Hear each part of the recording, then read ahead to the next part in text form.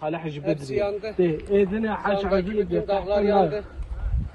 Şu an ateş Mardin tarafından انا قلت لهم قبل تحمل الحر ما تبي تشوف acil müdahale edilmezse ما تبي تشوف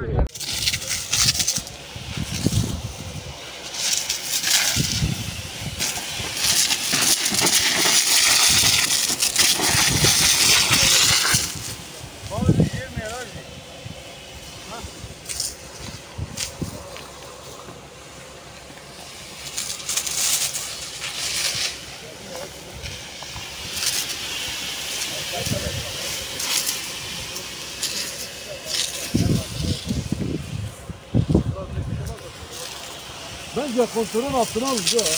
Vallahi abi zor. Bu arka taraf, ben 3'e kadar, 1-2'ye kadar hep böyle.